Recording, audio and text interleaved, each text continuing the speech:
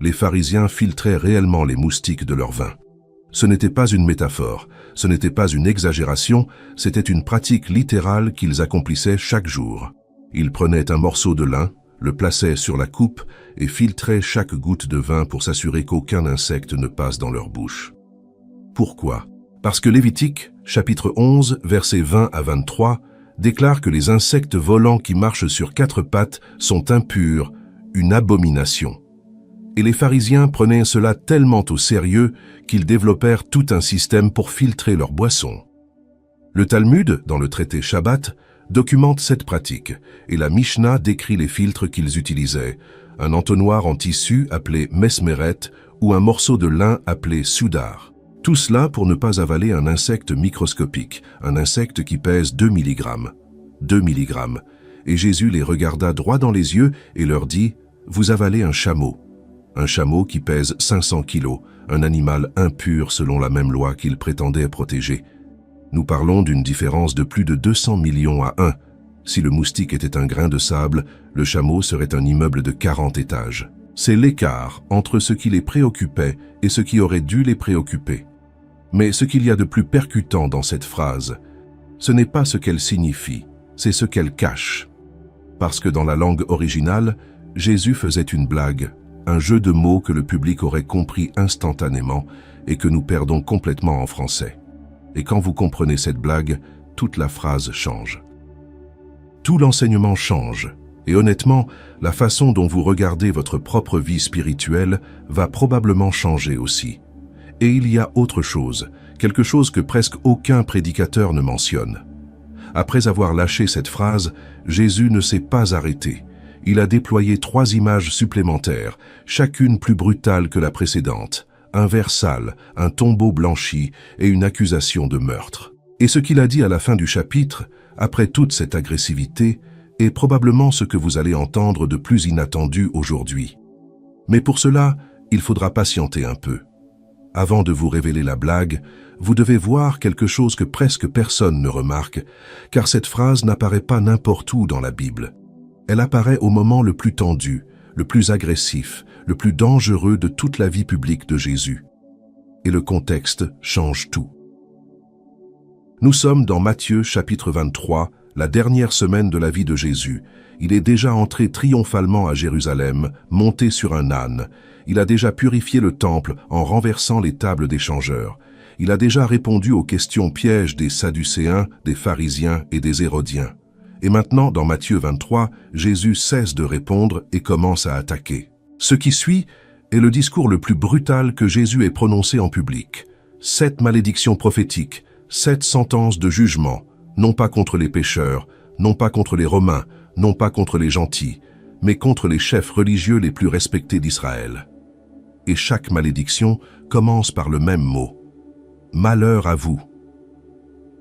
En grec, c'est un cri de douleur et de jugement à la fois. C'est comme si Jésus disait « Ce qui va vous arriver est si terrible que je ne peux l'exprimer que par une lamentation. » Et c'est là que cela devient intéressant, car les 3 premières malédictions attaquent des choses que l'on pourrait peut-être attendre. La première, verset 13. « Vous fermez le royaume des cieux devant les hommes. Vous n'y entrez pas vous-même, et vous n'y laissez pas entrer ceux qui le voudraient. » La deuxième, verset 15, « Vous parcourez la mer et la terre pour faire un seul prosélyte, et quand il l'est devenu, vous le rendez fils de la géhenne 2 fois plus que vous. » La troisième, versets 16 à 22, « Vous vous inventez des règles absurdes sur les serments, comme de dire que jurer par le temple ne compte pas, mais que jurer par l'or du temple, oui. » Et Jésus leur dit, « Insensés et aveugles, qu'est-ce qui est le plus grand, l'or ou le temple qui sanctifie l'or ?» Jusque-là, ce sont des dénonciations fortes, mais générales, hypocrisie, légalisme, cécité spirituelle, des choses que tout prophète pourrait signaler. Mais alors vient la 4e malédiction, versets 23 et 24, et tout change, car ici, Jésus ne dénonce pas quelque chose de général. Il va au cœur du problème, et il le fait avec la phrase la plus brillante, la plus drôle et la plus dévastatrice qu'il ait prononcée de toute sa vie. Écoutez exactement ce qu'il dit. « Malheur à vous, scribes et pharisiens hypocrites, parce que vous payez la dîme de la menthe, de l'ânette et du cumin, et vous laissez ce qu'il y a de plus important dans la loi, la justice, la miséricorde et la fidélité. C'est ce qu'il fallait pratiquer, sans négliger le reste. Conducteurs aveugles, vous filtrez le moustique et vous avalez le chameau. Si vous passez rapidement sur cette phrase, elle ressemble à une simple métaphore. Il se soucie des petites choses et ignore les grandes. Fin. Verset suivant. Mais si vous vous arrêtez, si vous creusez, si vous allez au grec et à l'araméen, ce que vous trouvez est quelque chose qui va vous époustoufler. Et je vous promets que lorsque vous aurez fini de regarder cette vidéo, vous ne lirez plus jamais Matthieu 23 de la même manière. Allons-y pas à pas. Jésus mentionne 3 herbes, la menthe, l'aneth et le cumin. Pourquoi celles-ci? Parce que c'étaient les herbes les plus petites et les moins chères qui poussaient dans les jardins de Palestine. Ce n'était pas du blé, ce n'était pas des olives, ce n'était pas du raisin, c'étaient de petites herbes aromatiques qui ne valaient presque rien. Et la loi de Moïse, dans Deutéronome 14 et Lévitique 27-30, dit qu'il faut payer la dîme des produits de la terre, les semences, les fruits, le bétail, les grandes récoltes. Mais les pharisiens avaient décidé de pousser cela à l'extrême. S'ils avaient 10 feuilles de menthe dans leur jardin, ils en séparaient une. S'ils avaient une poignée de graines de cumin, ils comptaient chaque graine et mettaient de côté la 10e part. Et remarquez ce que Jésus dit ensuite, car c'est crucial et la plupart le négligent. Il ne dit pas que c'était mal. En fait, il dit textuellement, c'est ce qu'il fallait pratiquer. Payer la dîme de la menthe n'était pas le problème. Le problème venait après, sans négliger le reste. Le reste, c'est-à-dire la justice, la miséricorde et la fidélité. En grec, le mot traduit par « ce qu'il y a de plus important » est « barouthéra », qui vient de « barus », signifiant « lourd, pesant ». Jésus est en train de dire que la loi a du poids. Tous les commandements n'ont pas le même poids. Certains commandements sont des fondations, d'autres sont des tuiles. Les pharisiens étaient obsédés par le polissage des tuiles pendant que les fondations se fissuraient. Et les rabbins eux-mêmes reconnaissaient cela. Dans le Talmud de Babylone, traité Makot 23b 24a, il y a une tradition fascinante. Les rabbins comptaient 613 commandements dans la Torah, puis ils essayaient de les résumer. David les réduisit à 11 dans le psaume 15. Ésaïe les réduisit à 6. Michée les réduisit à 3. Pratiquer la justice, aimer la miséricorde et marcher humblement avec Dieu. Et Habacuc les réduisit à 1. Le juste vivra par sa foi. Les propres sages d'Israël savaient qu'il y a des commandements qui pèsent plus lourd que d'autres. Les pharisiens connaissaient cette tradition, et pourtant ils choisirent de l'inverser. Mais attendez, car nous n'en sommes pas encore à ce qu'il y a de plus percutant. Ce qu'il y a de plus percutant, c'est la blague. Conducteurs aveugles, vous filtrez le moustique et vous avalez le chameau. Jésus ne parlait pas grec, il parlait araméen. Et en araméen, moustique se dit galma, et chameau se dit gamla. Galma et gamla. La différence est une lettre, une seule consonne. Albert Honst, historien et orientaliste de l'Université de Chicago, fut le premier à signaler ce jeu de mots en 1942. Et Matthew Black, dans son livre Influent An Aramaic Approach to the Gospels and Acts de 1954, lui donna une diffusion mondiale. Il y a encore autre chose que peu de gens remarquent. Le Targum araméen d'Exode 8.16, où il est question des plaies d'Égypte, utilise une forme du mot gamla pour désigner les insectes de la plaie. Ainsi, dans la tradition araméenne, le lien linguistique entre les insectes et les chameaux existait déjà. Jésus n'a pas inventé ce jeu de mots de toutes pièces. Il a pris quelque chose qui flottait déjà dans la langue et en a fait une arme rhétorique. Imaginez la scène. Jérusalem, semaine de Pâques. Le parvis du temple est bondé de monde, marchands, pèlerins, lévites, prêtres. Le soleil tombe à la verticale sur la pierre calcaire. Et au milieu de cette foule, Jésus est debout. Il ne chuchote pas, il ne murmure pas. Il regarde directement les scribes et les pharisiens qui sont là avec leurs phylactères élargis et leurs franges allongées, et il dit à haute voix, en araméen, pour que tout le monde l'entende, « Vous filtrez le galma et vous avalez le gamla ». La foule aurait instantanément éclaté de rire, parce que l'image est absurde. Un homme avec un morceau de lin à la main, penché sur sa coupe, avec une extrême précaution, filtrant un insecte invisible, tandis qu'un chameau de 500 kilos lui descend dans la gorge. Pattes, bosses et tout. C'est ridicule, c'est drôle et c'est dévastateur. Car pendant que les gens rient, Les pharisiens deviennent écarlates parce qu'ils viennent d'être humiliés publiquement par une blague que tout le monde comprend et que personne ne peut réfuter. Et c'est quelque chose qui se perd dans la lecture moderne. Jésus était drôle. Il utilisait l'hyperbole, l'ironie et le jeu de mots comme arme rhétorique. Ce n'était pas un prédicateur solennel et ennuyeux. C'était un communicateur brillant qui faisait rire la foule tout en plantant un couteau rhétorique dans le cœur des puissants. Dans un autre passage, il a dit qu'il est plus facile à un chameau de passer par le trou d'une aiguille qu'à un riche d'entrer dans le royaume de Dieu. Vous voyez ? Il aimait les chameaux comme image parce qu'en Palestine, le chameau était le plus grand animal qui existait. Il n'y avait pas d'éléphant, pas d'hippopotame. Le chameau était le géant et le moustique était la plus petite chose visible à l'œil nu. Les Arabes, d'ailleurs, avaient un proverbe similaire « Ils mangent un éléphant » et s'étouffe avec un moustique. Mais Jésus a aiguisé cette logique culturelle avec quelque chose que personne d'autre n'aurait pu utiliser, la loi de Moïse. Parce que le moustique et le chameau sont tous deux des animaux impurs selon le Lévitique. Le moustique est impur selon Lévitique 11, 20, 23. Les insectes ailés qui marchent sur 4 pattes sont une abomination. Et le chameau est impur selon Lévitique 11, 4.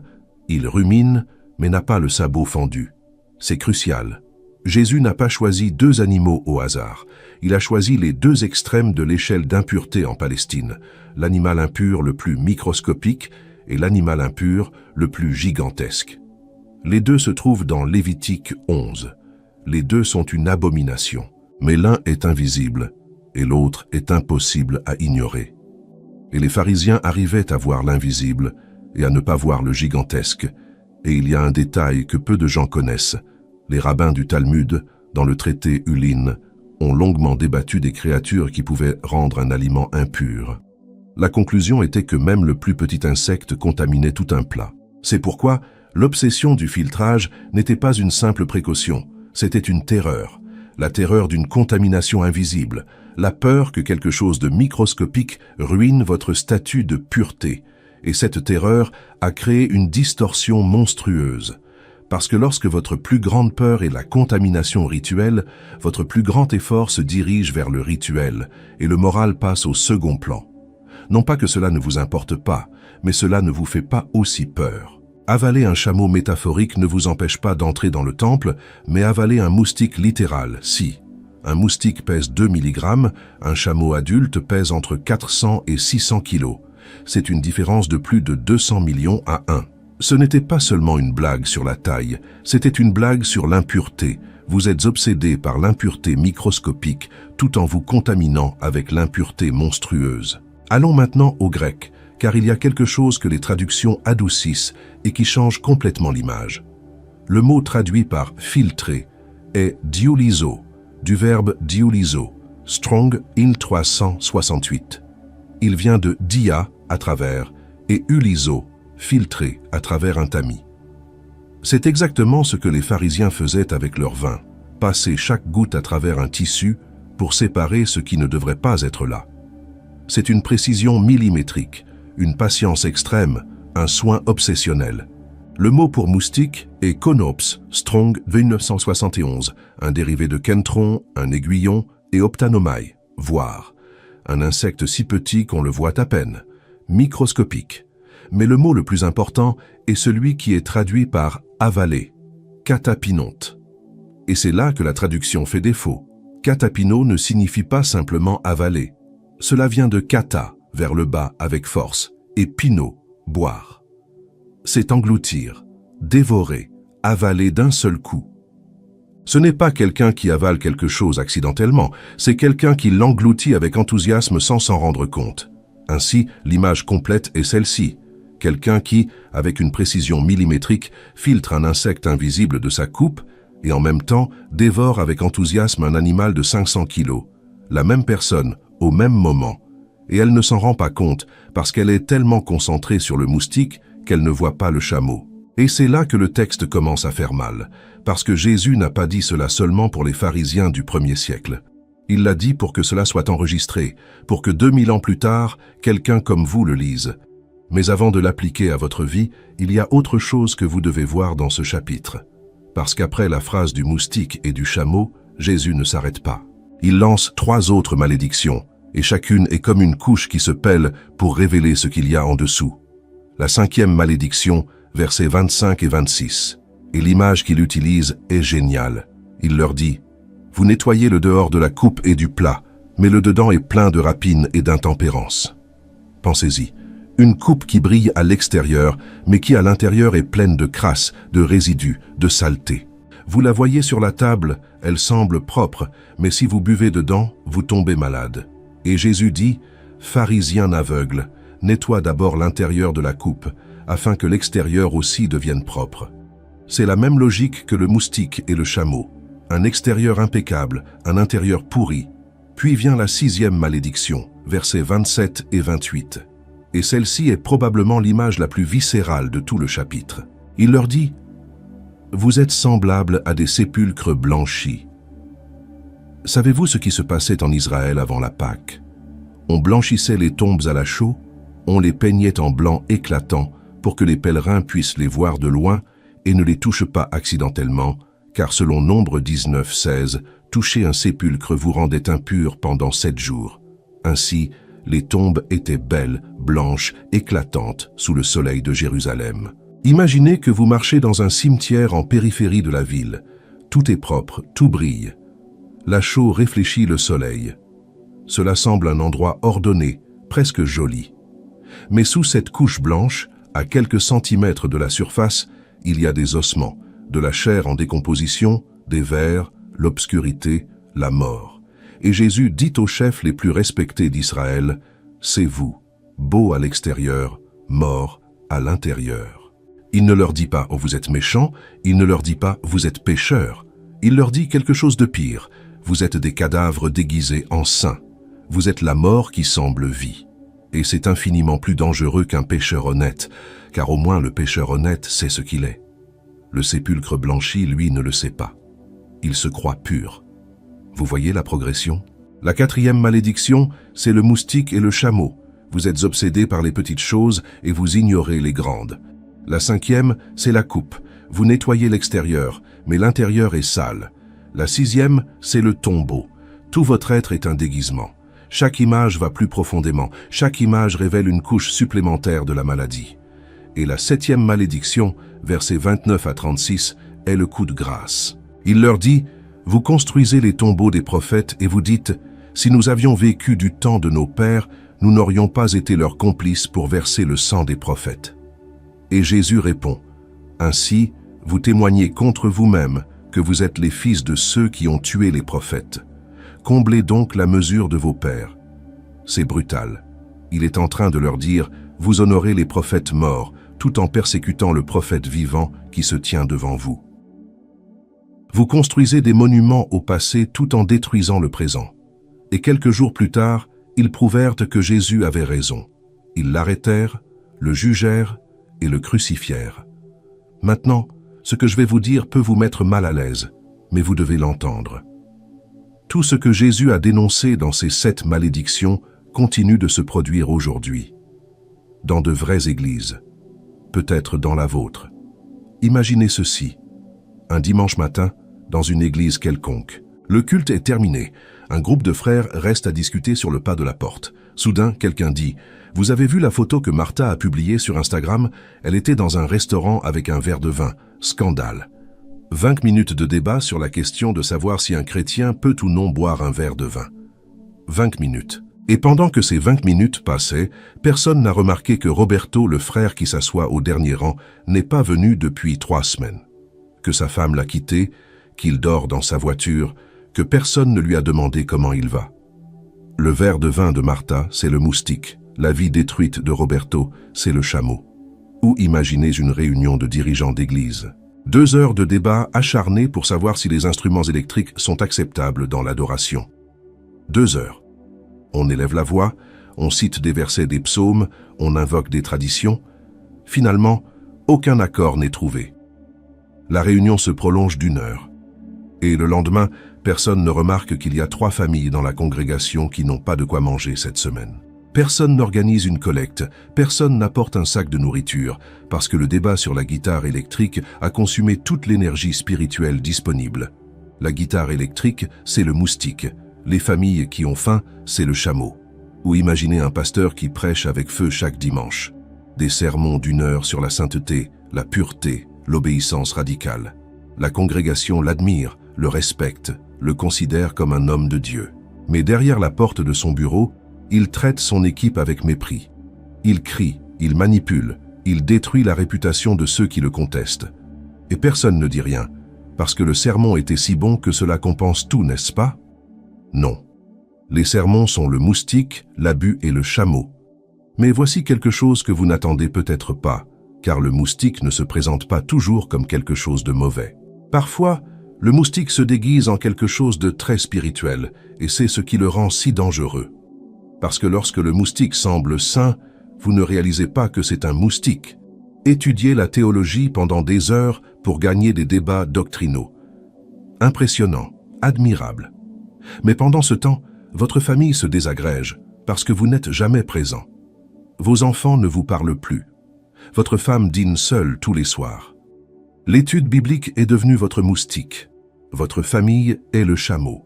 Publiez des versets sur les réseaux sociaux tous les jours. Une belle image avec un texte des psaumes. 1000 likes, 20 amen. Mais en privé, vous nourrissez un ressentiment brutal contre quelqu'un qui vous a blessé il y a 5 ans. Et vous refusez de pardonner. Chaque fois que vous le voyez, vous sentez le sang bouillir en vous.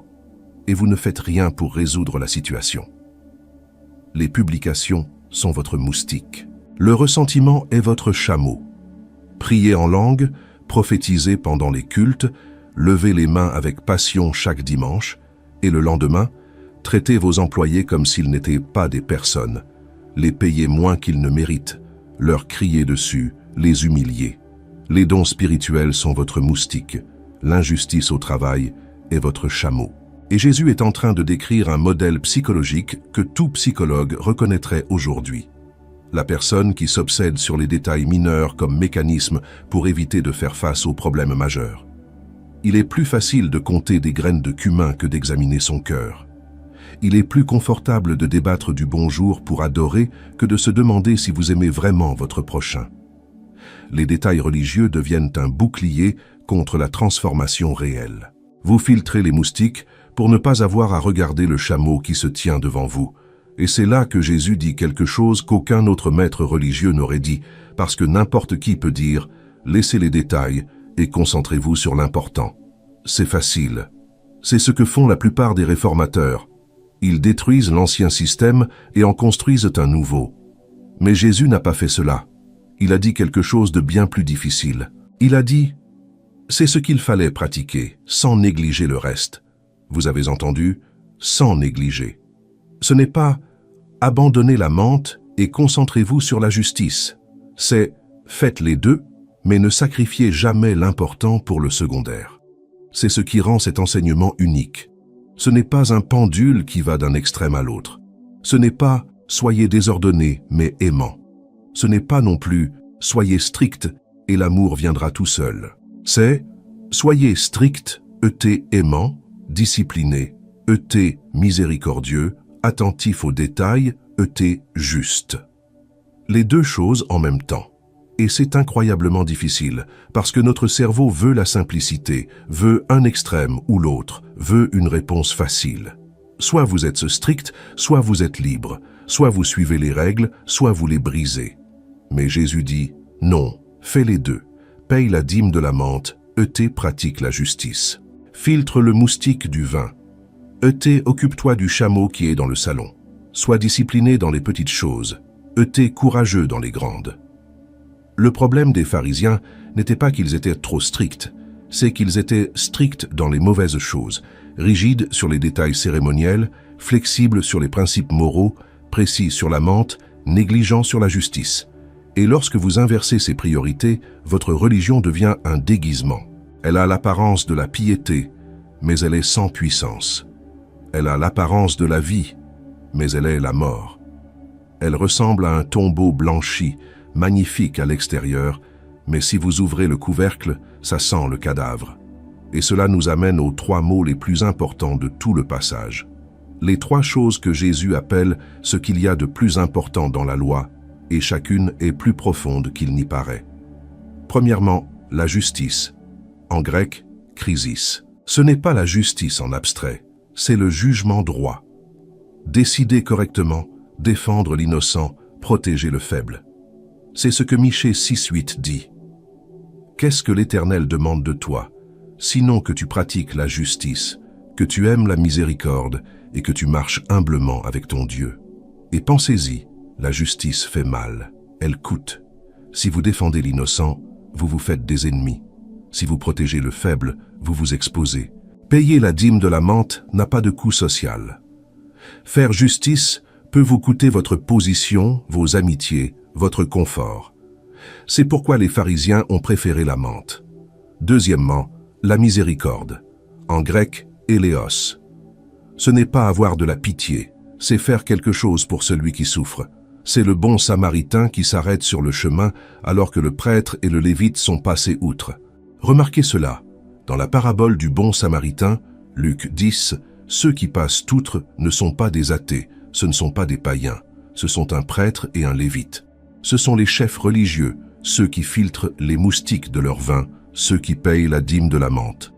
Ils passent à côté d'un homme à moitié mort et continuent leur chemin. Ils se rendaient probablement au temple, ils ne voulaient probablement pas se contaminer en touchant du sang, car cela les aurait rendus rituellement impurs selon le Lévitique. Ils ont filtré le moustique de la pureté rituelle et ont avalé le chameau d'abandonner un homme en train de mourir. C'est ce qu'Osée 6,6 dit et que Jésus a cité 2 fois dans Matthieu.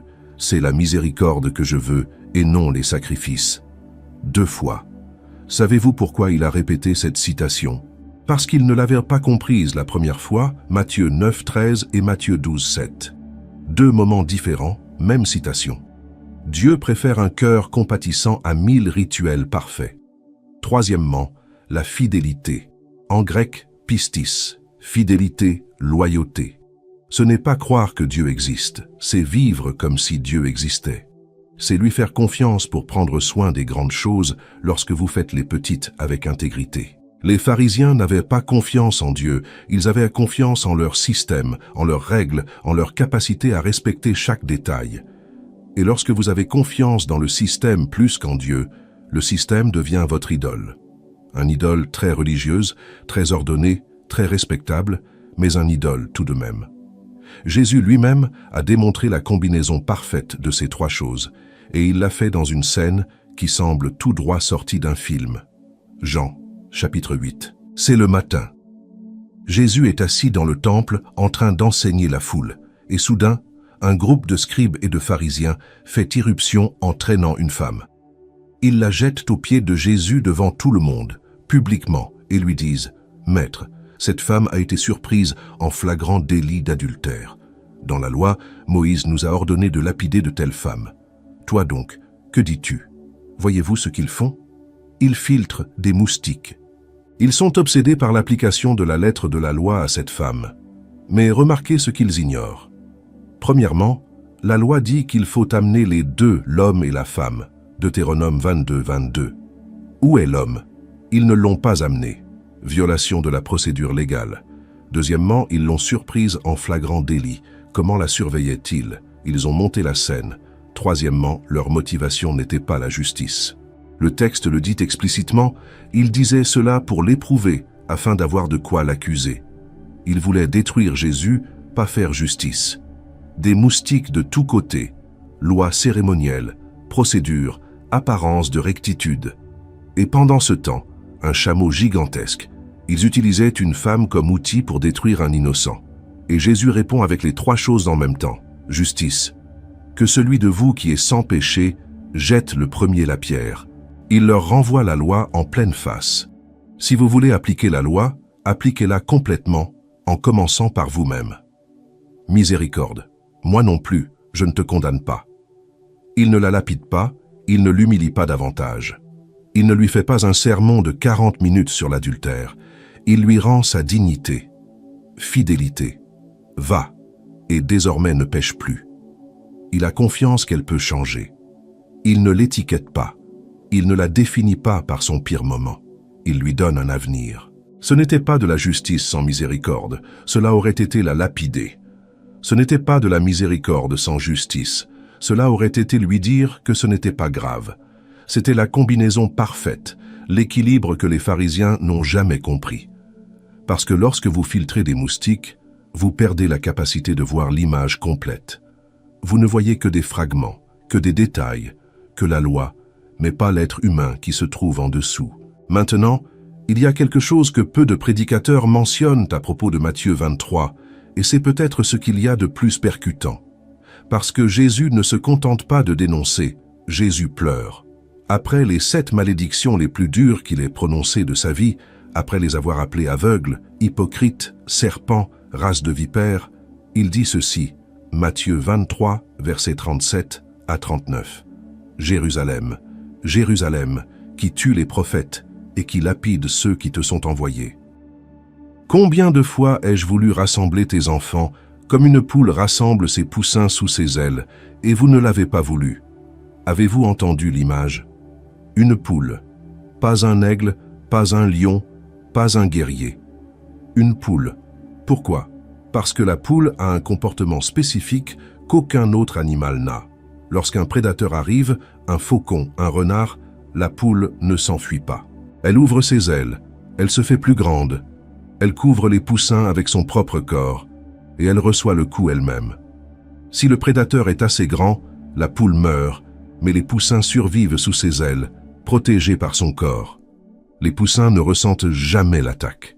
Jésus est en train de dire « Je voulais être votre poule, je voulais vous couvrir, je voulais vous protéger, je voulais recevoir le coup à votre place, mais vous ne l'avez pas voulu. » Et il le dit avec douleur. Ce n'est pas une accusation, c'est une lamentation. Après 7 malédictions, après la confrontation la plus agressive de sa vie, Jésus ne termine pas avec un poing levé, il termine avec des larmes. Combien de fois ai-je voulu vous rassembler? Combien de fois j'ai essayé, et ils n'ont pas voulu. Et quelques jours plus tard, c'est exactement ce qu'il a fait. Pas dans un poulailler, mais sur une croix. Il a ouvert les bras, il les a étendus sur un bois, il a couvert l'humanité tout entière et il a reçu le coup de la mort, le coup du péché, le coup de tous ces chameaux que nous avions avalés sans le savoir. Le même Jésus qui a inventé la blague du Galma et du Gamla, le même qui a traité d'aveugles les hommes les plus puissants d'Israël, le même qui a fait rire la foule avec l'image absurde d'un homme avalant un chameau. Ce même Jésus a pleuré sur eux et est mort pour eux. Et il est mort pour ceux qui filtraient les moustiques, et il est mort pour ceux qui avalaient les chameaux, et il est mort pour vous. C'est ce qui distingue Jésus de tout autre maître religieux de l'histoire. Il ne se contente pas de diagnostiquer le problème, il s'offre comme la solution. Il ne se contente pas de montrer le chameau que vous êtes en train d'avaler, il s'offre pour vous l'enlever. Ésaïe l'avait vu 700 ans plus tôt. Ésaïe, chapitre 1, versets 11 à 17. Écoutez ce que Dieu dit par son prophète. « Que m'importe la multitude de vos sacrifices. Je suis rassasié des holocaustes. N'apportez plus de vaines offrandes. » Imaginez-vous dans le temple de Jérusalem, 700 ans avant Jésus-Christ. Les sacrifices brûlent sur l'autel, la fumée monte, les prêtres chantent, tout semble parfait. Et soudain, un prophète se dresse au milieu de tout cela et crie « Dieu est rassasié de cela, il n'en veut plus. » Que veut-il donc? Cessez de faire le mal, apprenez à faire le bien, recherchez la justice, défendez l'orphelin, plaidez pour la veuve. Dieu, par Ésaïe, disait exactement la même chose que Jésus dirait 7 siècles plus tard. « Je ne veux pas de vos rituels vides, je veux la justice, je veux la miséricorde, je veux des cœurs qui me ressemblent. » Amos l'a dit de manière encore plus directe. Amos 5, 21, 24. Ce sont probablement les paroles les plus fortes que Dieu ait jamais prononcées sur la religion organisée dans tout l'Ancien Testament. Je hais, je méprise vos fêtes, je ne prends aucun plaisir à vos assemblées solennelles. Si vous m'offrez des holocaustes, je ne les agréerai pas. Éloignez de moi le bruit de vos cantiques, je n'écouterai pas la mélodie de vos luttes. Arrêtez-vous un instant. Lisez cela une autre fois. Dieu dit, « Je hais vos fêtes, je ne prends aucun plaisir à vos assemblées. Éloignez de moi vos cantiques. » Un Dieu qui est censé aimer l'adoration dit qu'il hait ses fêtes. Pourquoi? Parce qu'il n'y a pas de justice à l'intérieur. Ce sont des coquilles vides. Ce sont des moustiques parfaitement filtrés flottant dans une mer de chameaux. Et après avoir dit tout cela, Amos lance la phrase la plus puissante. Mais que le jugement coule comme l'eau et la justice comme un torrent intarissable. Pas des gouttes de justice, pas de petites flaques de miséricorde. Une rivière, un torrent intarissable. C'est ce que Dieu veut. Et savez-vous ce qu'il y a de plus ironique? Les pharisiens connaissaient ces textes par cœur. Ils pouvaient citer Ésaïe, Amos et Michée sans se tromper d'un seul mot. Et pourtant, ils payaient la dîme de la menthe et ignorèrent la justice. Ils connaissèrent les lettres, mais pas le message. Des filtreurs de moustiques avec un doctorat en théologie. Et il y a quelque chose que vous n'avez peut-être pas encore connecté, parce que Matthieu 23 n'existe pas dans le vide. Regardez où cela se situe. Dans l'Évangile, Matthieu 5 commence par les béatitudes. Le premier grand discours de Jésus, le sermon sur la montagne. Et qu'est-ce qu'il célèbre? Heureux les miséricordieux, car ils obtiendront miséricorde. Matthieu 5, 7. Heureux ceux qui ont faim et soif de justice, car ils seront rassasiés. Matthieu 5, 6. Heureux les artisans de paix, car ils seront appelés fils de Dieu. Matthieu 5, 9. Matthieu 23 est le dernier grand discours de Jésus, et il dénonce « Malheur à vous qui ignorez la miséricorde, malheur à vous qui abandonnez la justice, malheur à vous qui détruisez la paix. » Les béatitudes et les malheurs sont comme un miroir. Ce que Jésus célèbre au début de son ministère est exactement ce qu'il dénonce comme absent à la fin. Le sermon sur la montagne est la vision de ce que devrait être le royaume de Dieu. Les 7 malheurs sont la dénonciation de la manière dont les chefs religieux ont détruit cette vision. Le premier est espoir, le second est lamentation. Et entre les deux, toute l'histoire de comment la religion peut être la chose la plus belle du monde ou la plus dangereuse, selon qu'elle a la justice, la miséricorde et la fidélité à l'intérieur, ou si elle n'est qu'un filtre à moustiques décoré de versets. Et remarquez autre chose. Dans Matthieu 5, 20, au début de son ministère, Jésus a dit « Si votre justice ne surpasse pas celle des scribes et des pharisiens, vous n'entrerez pas dans le royaume des cieux. » Supérieure, pas différente. Supérieur. Jésus n'a pas dit « abandonnez ce que font les pharisiens ». Il a dit « faites mieux, plus profondément, plus réellement, plus du cœur ». Les pharisiens avaient une justice extérieure. Jésus voulait une justice intérieure. Les pharisiens filtrèrent les moustiques du vin. Jésus voulait qu'ils filtrent les moustiques de l'âme. Et il y a un dernier détail qui me semble brutal. Après avoir prononcé les 7 malédictions, après la lamentation sur Jérusalem, savez-vous ce que Jésus a fait? Matthieu 24, verset 1. Il sortit du temple et s'en alla. Il n'y est jamais retourné. Ses disciples lui faisaient remarquer les bâtiments, impressionnés par leur grandeur. Et Jésus leur dit, « Vous voyez tout cela?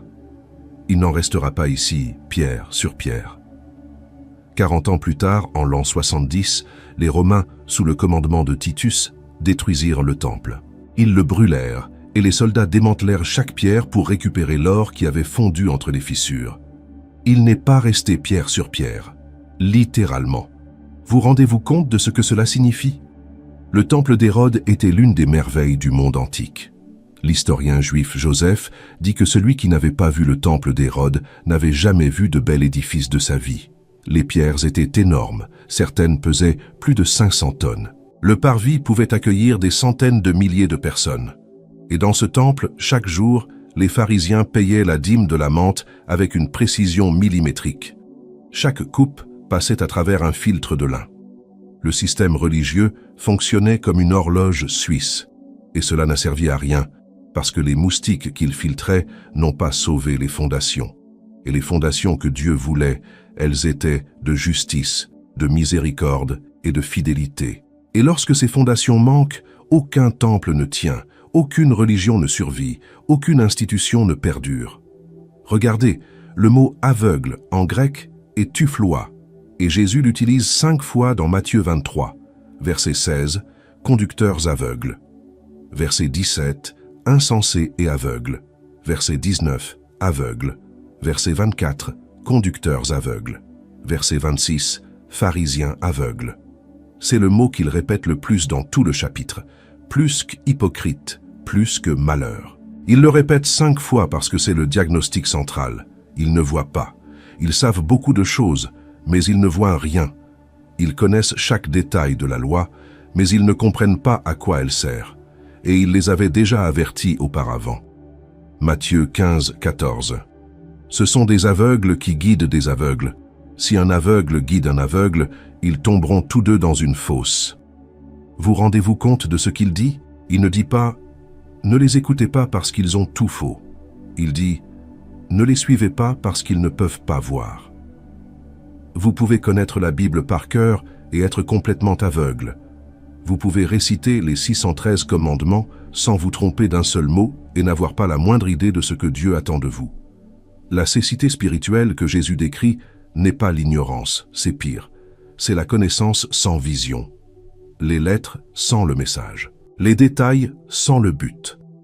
La capacité de filtrer un moustique avec une précision millimétrique pendant qu'un chameau vous passe dans la gorge et que vous ne le sentez même pas. Et c'est là que tout se connecte, car Jacques, le frère de Jésus, a résumé tout cet enseignement en une phrase qui devrait être accrochée à l'entrée de chaque église. Jacques 1, 26-27. Si quelqu'un croit être religieux, sans tenir sa langue en bride, mais en trompant son cœur, la religion de cet homme est vaine. La religion pure et sans tache devant Dieu notre Père, c'est de visiter les orphelins et les veuves dans leurs afflictions, et de se préserver des souillures du monde. Avez-vous entendu ce que Jacques dit qu'est la religion pure? Ce n'est pas assister au culte 3 fois par semaine. Ce n'est pas payer la dîme jusqu'au dernier centime. Ce n'est pas ne pas manger de porc. C'est visiter les orphelins et les veuves, prendre soin de ceux qui n'ont personne. C'est cela, la religion pure. Tout le reste est important, oui, mais si le fondamental n'est pas là, tout le reste n'est que décoration. Et Paul l'a scellé avec une phrase qui résonne comme un marteau. 2 Timothée 3,5. Ils auront l'apparence de la piété, mais ils en renieront la puissance. L'apparence. C'est ce qu'il reste lorsque vous retirez la justice, la miséricorde et la fidélité. Une coquille jolie, un tombeau blanchi, un verre brillant à l'extérieur. Un filtre à moustiques qui fonctionne parfaitement pendant que les chameaux entrent et sortent sans que personne ne les voie. Alors, quels sont vos moustiques? Pas ceux des pharisiens du 1er siècle, les vôtres. Parce que nous avons tous des moustiques qui nous font sentir spirituels sans avoir à faire le travail difficile. Et nous avons tous des chameaux que nous préférons ne pas regarder. La différence entre les pharisiens et nous n'est pas qu'ils étaient pires, c'est qu'ils ne savaient pas qu'ils le faisaient. Ils étaient sincèrement convaincus de servir Dieu. Et Jésus leur a dit, « Conducteurs aveugles, vous ne voyez pas. » Ce qui est terrifiant, ce n'est pas d'avoir des moustiques et des chameaux, c'est de ne pas les voir. Et c'est là que je reviens à l'image de la poule, parce que Jésus n'a pas dit « Examine-toi et répare-toi tout seul ». Il a dit « J'ai voulu te rassembler, j'ai voulu te protéger ». La solution n'est pas que vous deveniez un meilleur filtreur de chameaux. La solution est de laisser Jésus vous couvrir, de laisser ses ailes vous protéger, de reconnaître que vous ne pouvez pas y arriver seul, que vos filtres sont insuffisants, que vos forces ne suffisent pas, et qu'il y a quelqu'un qui a ouvert les bras sur une croix précisément pour ceux qui avaient avalé des chameaux entiers sans s'en rendre compte. Les pharisiens ont refusé cette protection.